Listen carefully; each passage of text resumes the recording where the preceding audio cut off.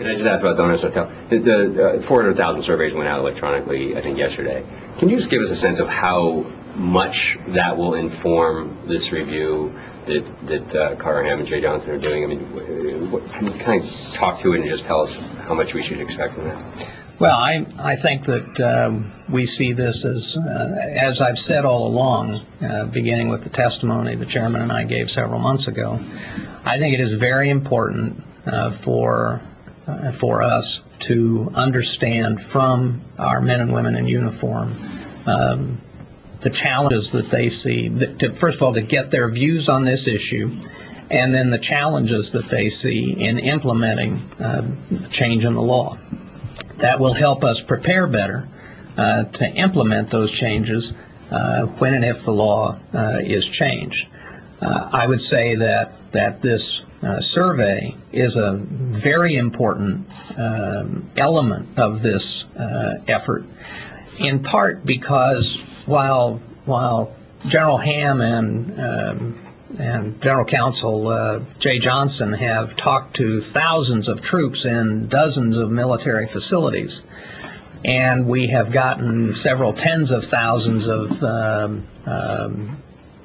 comments and views by email in response to the request for people's thoughts on this. This size sampling is obviously the most significant element of getting the views of the troops, and to be honest about, and we've designed it, or it has been designed in partnership with a professional survey company and according to the best practices that they have for that industry.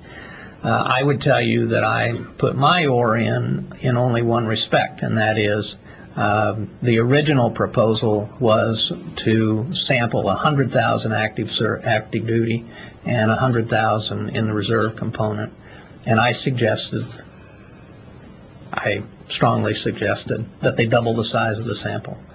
That I wanted a significant percentage of the force to have an opportunity to offer their views on this.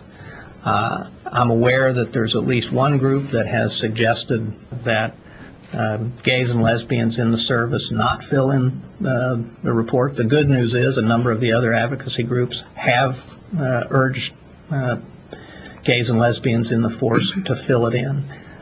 I strongly encourage gays and lesbians who are in the military to fill out these forms. We've organized this in a way to protect their privacy and the confidentiality of their responses through a third party, and it's important that we hear from them as well as everybody else. But I think we're satisfied that this is an important element of this effort and that it's being done in a very professional way. Another question about Donuts Don't Tell in the survey that was sent out yesterday. Is there any information that you could glean from that survey that would make either of you think twice about supporting repeal of Donuts Don't Tell? If I were going to add to what the Secretary said about the survey, I think what it does is it's going to be able to give us some objective information with respect to the responses from the people that we care about the most and the people that a change in this law and policy would affect the most. To reach out at this point and try to predict either what they might say or what the results might say. I just think it's too early with respect to that, and I really wouldn't do that at this time. So your decision isn't contingent on the results of the survey? I've been pretty clear where I've been, and it's not my decision. Actually, it's to remind it's a law, and it needs to be changed. It really needs to be changed from that perspective.